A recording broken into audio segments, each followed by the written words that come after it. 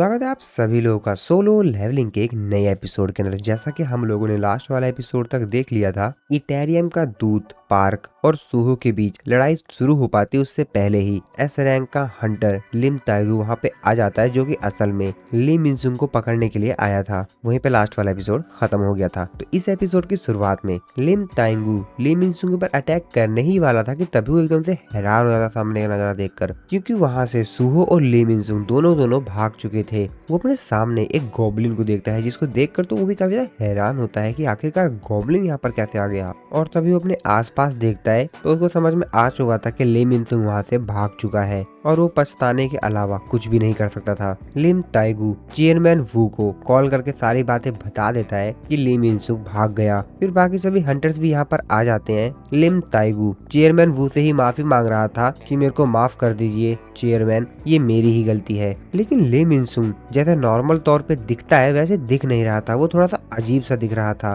शायद ऐसा इसलिए हुआ होगा क्योंकि उसने स्टार डस्ट को कंज्यूम किया है। लेकिन हाँ, वहाँ पर एक दूसरा हंटर भी था, एक हंटर जिसने की ब्लैक मास्क पहना हुआ था, वो भी उसके साथ था। अब लिम ताइगू को ये बात सुनकर तो मिस्टर चोई काफी हैरान होते हैं। वो चिल्लाते हुए कहते हैं कि क्या एक हंटर जिसने की ब्लैक मास्क पहना हुआ था, क्या वो ब्रॉलर की तरह दिख रहा था क्या? लिम ताइगू कहता है कि हाँ, लेकिन आपको कैसे पता? मिस्टर चोई उसको बताते हैं कि एक हंटर जिसको कि मैंने एयरपोर्ट डंजन ब्रेक के दौरान देखा था, उसने भी ब्लैक कलर का मास्क पहना हुआ था और वो वहाँ पर जो मैजिक बीस्ट अटैक कर रहे थे उनको रोक रहा था। साथ ही में उसके साथ कुछ ब्लैक मैजिक बीस्ट भी थे। अब उनकी ये बात सुनकर चेयरमैन वू काफी हैरान होते हैं। अपने मन में सोचते हुए कहते हैं कि ओ ब्लैक मैजिक बीस्ट, तो इसका मतलब ये है कि वो हंटर सांग जिनवू थे क्या? मिसिंग हंटर सांग जिनवू वापिस आ गए हैं क्या? नहीं नहीं नहीं नहीं, ऐसा नहीं हो सकता। अगर वो होते तो इस सिचुएशन को वो काफी ज्यादा जल्दी निपटा देते। तो फिर कौन है वो? कहीं वो इस तरफ हम लोग ली मिनसुंग को देखते हैं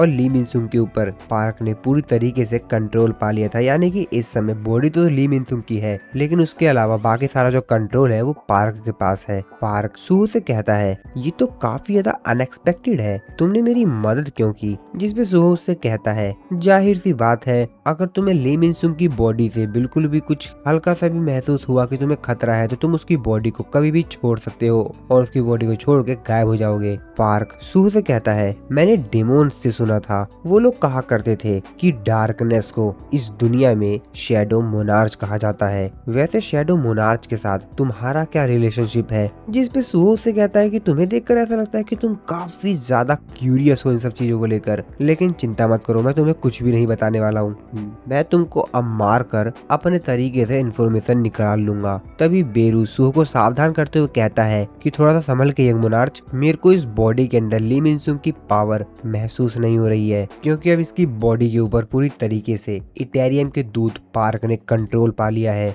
जिसपे सूहो बेरू से कहता है कि तुम चिंता मत करो बेरू, इस मूवमेंट के लिए मैंने कुछ अलग से ही प्रिपरेशन कर रखी है। और सूहो कहता है अराइज, और उसके ऐसा अराइज बोलते ही वहाँ पर शैडो सोल्जर्स आना शुरू हो जाते हैं। इस चीज को देखकर पार्क एक स्माइल देता है। ओ ये तो जो डार्कनेस अथॉरिटी इस्तेमाल किया करता था उसी की तरह है, और इस चीज का गवाह तो मैं भी हूँ। हम देखते हैं कि यहाँ पर सूहो ने काफी ज्यादा खतरनाक शैडो सोल्जर्स को समन किया होता है, जिसमें से एक होता है king of the swamp blue venom fanged Kasaka, rank common. अगला होता है poison tooth head giant desert centipede, rank common. अगला होता है हाई ट्रॉल, रैंक कॉमन। और लास्ट होता है टॉम वार्डन सीका, रैंक इलाइट।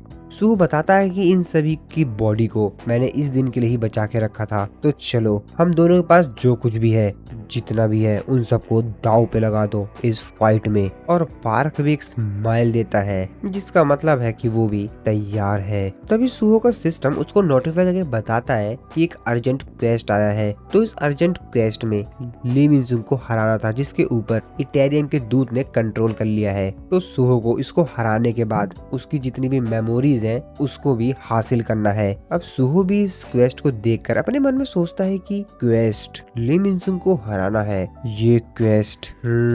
आखिरकार फिर से वो मोमेंट आ ही गया जहाँ पर मेरे को एक और इंसान को मारना होगा। रियल पार्क जो कि दूर से ही ली मिन-जुंग की बॉडी को कंट्रोल कर रहा था, वो भी अपने मन में सोचते हुए कहता है कि अब मेरे को समझ में आ रही है ये इमोशंस जो कि मेरे को काफी ज्यादा अजीब से लग रहे थे, काफी ज्यादा अजीब सी फीलिंग आ रही थी मेरे अंदर से। मेन बॉडी के अंदर जो फ्रेगमेंट है ये उसकी ही मेमोरीज है। मुझे लगता है कि मुझे पता है कि डार्कनेस से मिलने पर कैसा फील होता है। ये क्यूरियोसिटी की फीलिंग ऐसे इंसान के लिए जो कि आपसे ज्यादा ताकतवर हो, एक ऐसा इंसान जो कि बहुत ज्यादा ताकतवर है, कोई जो कि ताकतवर है और एक दूसरे डायमेंशन से आया है और बाकी दूसरे डायमेंशन की पूरी आर्मी को अकेले अपने दम पर ही रोक दिया। मैं बस डार्कनेस के बारे में काफी ज्यादा क्यूरियस था जो कि अपनी पूरी आर्मी के बीच में अकेला खड़ा था। मुझे काफी ज्यादा खुशी होती, मुझे काफी ज्यादा अच्छा लगता अगर मैं वो आंसर उससे ही सुनता तो। तभी सुहो अपनी शैडो आर्मी से ली मिन-जुंग की बॉडी के ऊपर अटैक करने के लिए कहता है और उसका ध्यान भटक भी जाता है और वो उसके सोल्जर्स को रोकने में लग जाता है और तभी सुहो वहाँ पे आता है और खुद पर्सनली उससे फाइट करने लगता है। अब इस चीज को देख कर तो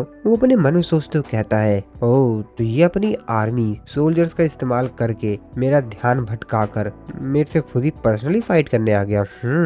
वैसे क्या ये क्लोज कॉम्बैट फाइट में इतना ज्यादा कॉन्फिडेंट है? और तभी वो सुहो के ऊपर अटैक करता है। सुहो से अटैक से बचने के लिए थोड़ा सा पीछे हो जाता है और तभी यहाँ पर उड़ते हुए एजिल आती है जो कि अपने हथियार से उसके ऊपर अटैक करती है, लेकिन उसको तो घंटा भी फर्क नहीं पड़ता है और वो उसके अटैक से बड़ी इजीली से बच जाता है। वो उसका भाला ही पकड़ लेता है और उसको देखते हुए कहता है कि तू तो उन ब्लैक सोल्जर्स में से नहीं है। इसके आगे कुछ वो कर पाता। तभी सुहो वहाँ पे उड़ता हुआ आता है और उसको एक लात मारता है जिससे कि वो थोड़ा सा दूर जाके गिरता है। पार्क सुहो से कहता है कि तुम अपने ब्लैक सोल्जर्स का मेन फाइट में इस्तेमाल क्यों नहीं कर रहे हो? सुहो कहता हो ब्लैक सोल्जर, और अगर तुम ये चाहते ही हो तो ठीक है, तो मैं तुमको दिखाता हूँ कि मैं उनका यूज कैसे कर सकता हूँ। और वो अपने सोल्जर्स से शैडो आर्मी से पार्क के ऊपर अटैक करने के लिए कहता है और वो लोग ऐसा ही करते हैं, उसके ऊपर अटैक करते हैं। तो जो सेंटीपीड होता है वो पार्क को पूरी तरीके से जकड़ लेता है चारों तरफ से। वो चारों तरफ से रेत से घिर जाता है और सुहो उड़ता हो जाता है। उसको एक पंच हिट करता है जिससे कि वो बहुत ज्यादा दूर जाके गिरता है। सुहो को लगता है कि उसने काफी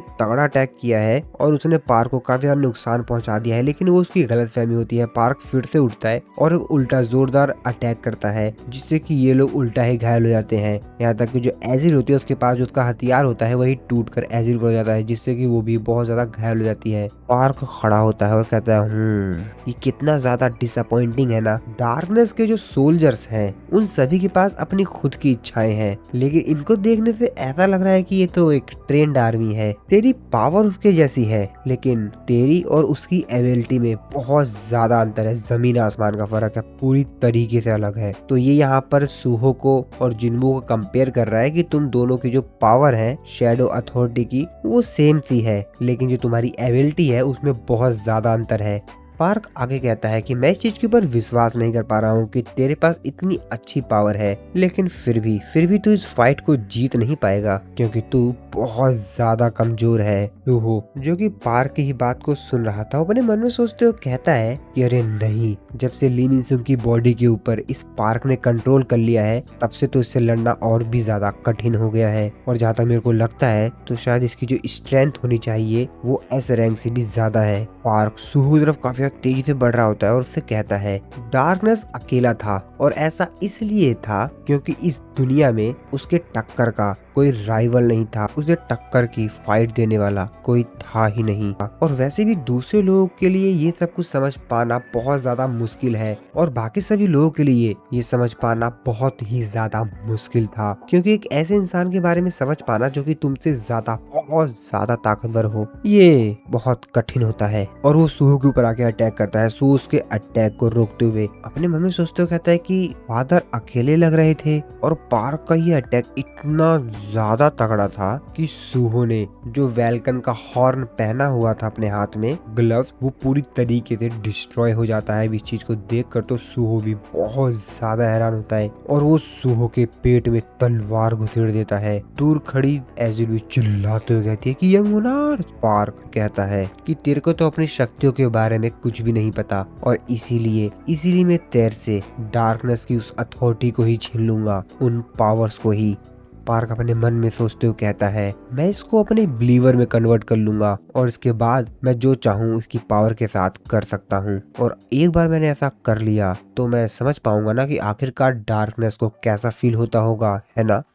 ये मजेदार है। सूहो, जिसके सीने में तलवार घुस गई थी और उसकी हालत बहुत ज्यादा खराब थी, वो तो अपने मन में सोच रहा था कि मेरे पास जो पावर्स है उसके बारे में मुझे खुद ही नहीं पता, और अगर इस बारे में मैं सोचूं भी तो ली मिनसुंग भी कुछ ऐसा ही कह रहा था ना। और वो ली मिनसुंग के साथ जब उसके ऊपर पार्क ने कंट्रोल नहीं किया था उससे पहले की बात याद करता है, जहाँ पर ली मिनसुंग उससे कह भी रहा था कि तू कैरेक्टर तो अच्छा है लेकिन तेरी कोई खुद की पर्सनैलिटी नहीं है, और ये जो दयालुता, अच्छी चीज, ये सब दिखाता है ना, ये तेरे को सोसाइटी और बाकी लोगों ने दिया है, ये तेरी चॉइस नहीं है, और तुझे तो खुद भी नहीं मालूम कि आखिरकार तू क्या चाहता है। अगर तू लकी नहीं होता और तेरे को ये पावर्स नहीं मिलती तो तू कैसे जीता अपनी जिंदगी। सूहो, मेरे स्टैट्स, मेरी स्किल, क्या इन सब के अलावा मुझे कुछ चाहिए जिससे कि मैं ताकतवर बन सकूं। वो एक पल को याद करता है जब वो बेरू के साथ बातचीत कर रहा था, तो बेरू सूहो से बोलता है कि यंग मोनार्च, वैसे आप शैडो ट्रांसफोर्ड वीपन का इस्तेमाल क्यों नहीं करते। तो उसे बताता है कि ऐसा इसलिए है क्योंकि वॉल्कन जो हॉर्न है, जो ग्लव्स है जो मैं पहनता हूँ फाइट के दौरान, वो काफी ज्यादा पावरफुल है। हाँ, वैसे बॉन्ड स्किल और अथॉरिटी ऑफ द रूलर का एक साथ इस्तेमाल करना बैटल के दौरान,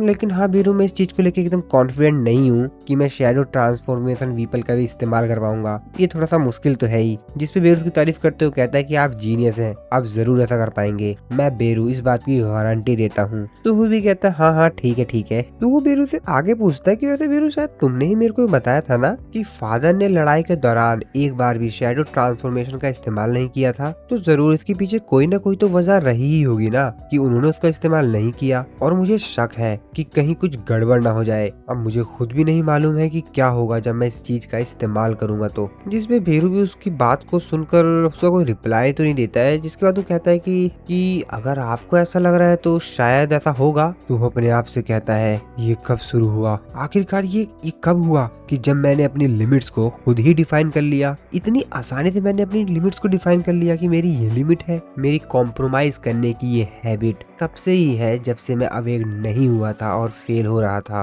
वैसे मैं इस चीज के बारे में सोचता हूँ कि अवेकिंग के बाद मैंने एक भी ड्राइंग नहीं बनाई है अभी तक। क्या मेरे को सच में ड्राइंग पसंद भी थी। और वो बार बार ली मिनसुंग की उस बात को याद करने लगता है कि तुझे खुद भी नहीं मालूम कि आखिरकार तू क्या कर रहा है, तू तो ढंग से अपने आप से खुद एक डिसीजन भी नहीं ले सकता। तू वो अपने आप से कहता है कि हाँ उसने जो कहा था मैं वही हूँ, मुझे अपने फादर से मिलना था, और मैं ये चीज किसके ऊपर छोड़ रहा हूँ, इस सिस्टम के ऊपर, कि ये सिस्टम ही मुझे एक दिन अपने फादर से मिला देगा।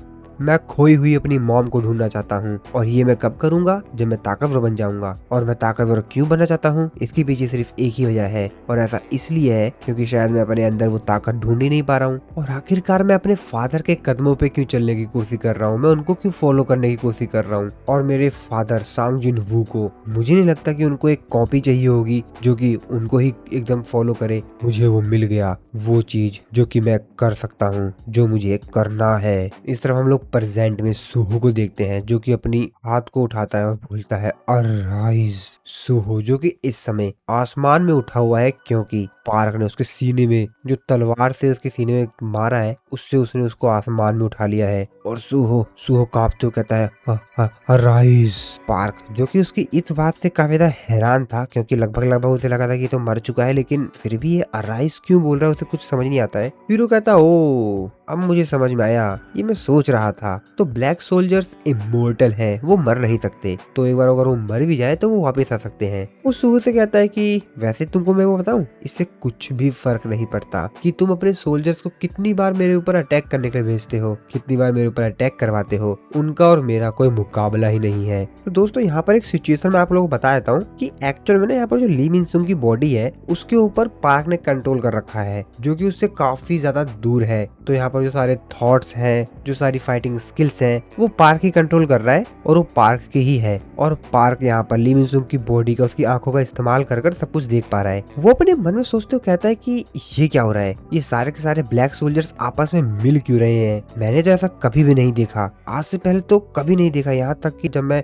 डार्कनेस के खिलाफ लड़ रहा था लड़ाई में तब भी नहीं देखा था। एक चिमेरा ग्रेव ये देखकर काफी ज्यादा हैरान होता है, कहता ग्रे ग्रे। एजिल भी इस चीज को देखकर काफी ज्यादा हैरान होती है और धीरे धीरे कर कर सुहो का ट्रांसफॉर्मेशन हो रहा होता है। इसके बाद हम लोग एक पास्ट का सीन देखते हैं सुहो के बचपन का, जब वो अपने मॉम एंड डैड के साथ, अपने मम्मी पापा के साथ क्रिसमस के त्योहार पर बाहर निकला हुआ था उनके साथ घूमने के लिए। वो अपने पापा से कहता है कि पापा मैं एक डिटेक्टिव बनूंगा आपकी तरह, आप काफी ज्यादा बढ़िया हैं, तो क्या मैं एक डिटेक्टिव बन जाऊं या मैं फिर मॉम की तरह एक ट्रैक एंड फील्ड का एथलीट बन जाऊं, और अगर मैं ऐसा कर पाता हूं तो मैं इनकी तरह ही ताकतवर बन जाऊंगा, है ना मम्मी, ये ठीक है ना। मिसिस चाइन सुहो के सर पर हाथ फेरते हुए कहती हैं कि सुहो, जब हम तुम्हें पाल रहे थे तो हम लोगों ने एक चीज डिसाइड की थी तुम्हारे लिए, हमने डिसाइड किया था कि हम तुम्हें अपने हिसाब से नहीं बनाएंगे, तुम्हें जो करना है वो तुम करो, जब तक तुम उसको करना चाहते हो तब तक तुम उस चीज को कर सकते हो। छोटा सुहो कहता है हो लेकिन मैं ताकतवर और कूल दोनों बनना चाहता हूँ, आप दोनों की तरह। जिसमें मिसिस चाइन उसे कहती हैं अगर तुम ऐसा ही चाहते हो तो तुम ऐसा ही करना, लेकिन मुझे आशा है कि तुम एक बार अपने आप से खुद जरूर पूछोगे कि आखिरकार तुम्हें सच में क्या करना है। सुहो अपने माइंड में अभी भी सोच रहा होता है, प्रेजेंट वाला सुहो, मुझे नहीं मालूम कि मैं अपने इतिहास में, अपने पास्ट की उन मेमोरी में जाकर आखिरकार उस बात को क्यों याद करने की कोशिश कर रहा हूँ जो कि मेरी मम्मी ने मेरे से कहा था, लेकिन एक पॉइंट के बाद मैंने अपने फादर के नक्शे कदम पे चलना शुरू कर दिया, मैं उनको ही फॉलो करने लगा, मैंने अपने आप से क्वेश्चन पूछना ही बंद कर दिया, जैसा कि मैं किस चीज में बेहतर हूँ, मुझे क्या पसंद है, जैसा कि मेरे को ड्राइंग पसंद थी, मेरे इंस्ट्रक्टर भी मेरी तारीफ किया करते थे और मैं काफी अच्छी अच्छी ड्राइंग्स बनाया करता था। हालांकि मेरी ड्राइंग थोड़ी सी अजीब हुआ करती थी क्योंकि उसके अंदर कुछ अजीब अजीब चीजें हुआ करती थी, लेकिन फिर भी मैं ड्राइंग में काफी अच्छा था, मुझे ड्राइंग करना काफी बेहतरीन लगता था, काफी अच्छा लगता था। और जैसा कि मेरे को शैडो ट्रांसफॉर्मेशन डैड से पहले मिल गया और इसके पीछे रीजन यही रहा होगा जहां तक मेरे को लगता है, क्योंकि जो सिस्टम है उसने मुझे ये दिया होगा, क्योंकि ये मेरा खुद का लक्षण है। अब बस मैं इनके खिलाफ नहीं जाऊंगा। कॉम्बैट स्टाइल जो कि मेनली शैडो ट्रांसफॉर्मेशन में इस्तेमाल की जाती है, मैं किसी भी फॉर्म को फिक्स नहीं करूंगा, मैं शैडोज को फ्री कर दूंगा। तो एक्चुअल में यहाँ पर जो सुहो है, वो जो अपने शैडो सोल्जर्स है उनके ऊपर वो कंट्रोल कर रहा है, जो कि जिन्हों ने आज से पहले नहीं किया था कभी भी, क्योंकि जिन्हों ने इस चीज को ट्राई नहीं किया था ना, या शायद उसको जरूरत ही नहीं पड़ी। इस चीज को देखकर तो बेरू भी थोड़ा सा हैरान हो जाता है। बेरू कहता है कि यंग मोनार्च के आसपास जितने भी शैडो सोल्जर्स हैं वो ट्रांसफॉर्म हो रहे हैं, तो मेरे को बहुत ज्यादा दिक्कत हो रही है कि मैं अपने इस फॉर्म में रह पाऊं। तो बेरू वहां से निकल कर सीधा यहाँ पर एजिल के पास जाता है। एजिल बेरू से पूछती है कि आखिरकार यंग मोनार्च की दुनिया में क्या हो रहा है बेरू। बेरू उसको बताता है कि एक्चुअल में मुझे खुद भी नहीं मालूम, लेकिन शायद यंग मोनार्च अपने लिमिट्स को इस समय तोड़ रहे हैं। अब पार्क भी इस चीज को देख कर ना काफी ज्यादा कंफ्यूज हो गया होता है कि ये बंदा क्या करना चाह रहा है, क्योंकि उससे पहले उसने ऐसा कभी भी नहीं देखा, यहाँ तक कि जब वो वॉर में डार्कनेस के खिलाफ यानी कि सांग जिन्हू के खिलाफ लड़ाई कर रहा था तब भी उसने ऐसा कभी नहीं देखा था।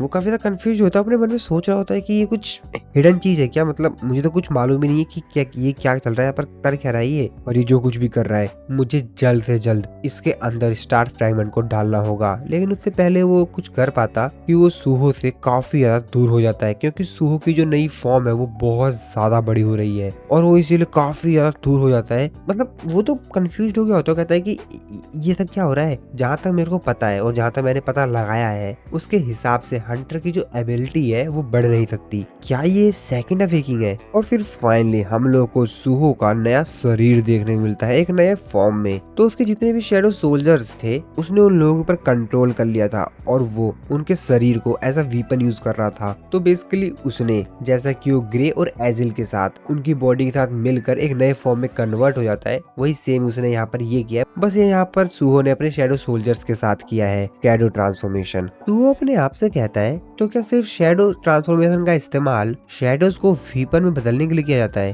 और अगर मैं शैडोज के बारे में सोचूं, उनकी जो एबिलिटीज में से एक है जो कि है चेंज फॉर्म्स का, यानी कि शैडोज अपनी फॉर्म को चेंज भी कर सकते हैं। तो मैं इसका इस्तेमाल तो काफी तरीकों से कर सकता हूँ ना। और वो सीधा जाकर पार्क के ऊपर अटैक करता है। पार्क उसे बचने की कोशिश करता है और बच ही जाता है, लेकिन तभी सूहो अपने दूसरे शैडो सोल्जर्स के ऊपर अटैक करवा देता है। तो सूहो यहाँ पर अपने शैडो सोल्जर्स के ऊपर कंट्रोल पा चुका है, लेकिन पार्क को इन सबसे भी फर्क नहीं पड़ता है। वो उसके शैडो सोल्जर के ऊपर अटैक करते हुए कहता है कि मैं तुमको पहले ही कह दिया था, मुझे कोई फर्क नहीं पड़ता कि तुम कितने ज्यादा शैडो सोल्जर से मेरे ऊपर अटैक करवाते हो, लेकिन ये सब मेरे खिलाफ किसी काम के नहीं है। और वो उसके शैडो सोल्जर के ऊपर अपने स्वॉर्ड से अटैक करता है और उनको खत्म कर देता है। हालांकि ये लोग फिर से रीजनरेट हो जाएंगे, लेकिन पार्क सूहो को देखकर काफी हैरान होता है, थोड़ा सा कंफ्यूज होता है कि ये क्या है। और फिर इसी कंफ्यूजन के सीन के साथ हमारा ये वाला जो एपिसोड है वो खत्म होता है। आई होप आप लोगों को वीडियो अच्छी लगी होगी। मिलता हूँ मैं आप लोगों को नेक्स्ट वीडियो में।